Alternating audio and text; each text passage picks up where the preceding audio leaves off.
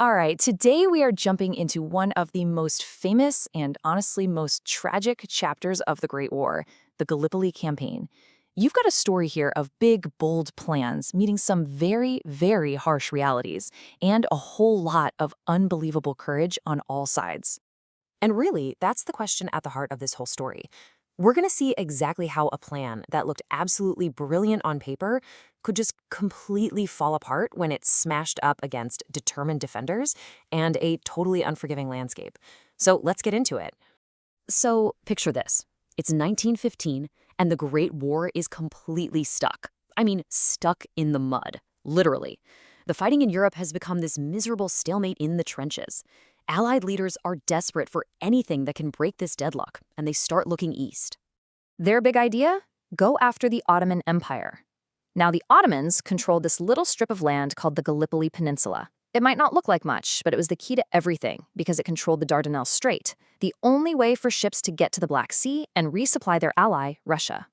And the plan wasn't just big, it was huge. It was like a set of dominoes they wanted to knock over. See, if they could just take Gallipoli, their navy could sail right up to the capital, Constantinople, and hopefully force the entire Ottoman Empire to surrender. That would get supplies to Russia, create a whole new front, and maybe, just maybe, end the stalemate in France. On paper, it looked like an absolute game changer. Okay, so the plan is set. The ships are moving, and on the morning of April 25th, 1915, thousands of soldiers from Australia and New Zealand, the famous Anzacs, headed for the beaches. These guys had come from literally the other side of the world for this very moment. But from the very first minute, the plan went completely off the rails. Strong currents, navigation mistakes, the boats landed in the wrong place. So instead of a wide, flat beach, the Anzacs found themselves trapped at the bottom of these insane, nearly vertical cliffs. And worse, Ottoman machine guns were already waiting for them up top. The element of surprise? Gone. In its place, just total chaos. And try to imagine this. Each soldier trying to scramble up these steep, thorny cliffs was also carrying a pack that weighed over 80 pounds. That is like having a 10-year-old on your back while you're trying to run uphill with people shooting at you. It was a completely impossible situation. So that quick, easy victory the Allies were hoping for? Yeah, that never happened. The Anzacs just barely managed to cling to a tiny sliver of land, and the battle bogged down into the one thing they were desperately trying to avoid: trench warfare. And when we say life in the trenches here, you have to understand it was just horrific. The trenches were sometimes just yards apart. The heat was relentless, water was so scarce you only got a couple of pints a day, and the flies. The flies were everywhere, all over the food. It was a nightmare. And disease, like dysentery, was rampant. It took almost as many lives as the fighting itself. Now, on the other side, the Ottoman soldiers were defending their homeland with incredible skill and ferocious determination.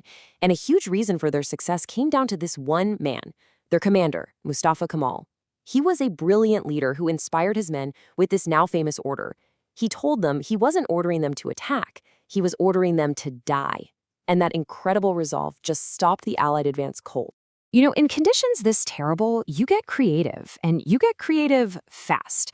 To even have a chance of survival, soldiers on both sides came up with new inventions. One of the most famous was the periscope rifle, a really clever device that let a soldier aim and fire from the safety of the trench without ever sticking their head.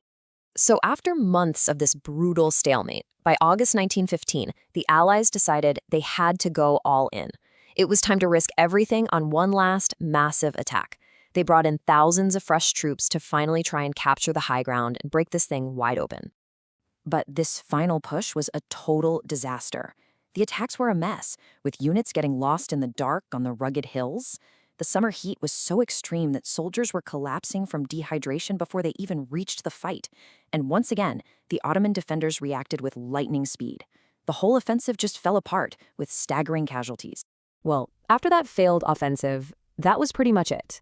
The writing was on the wall.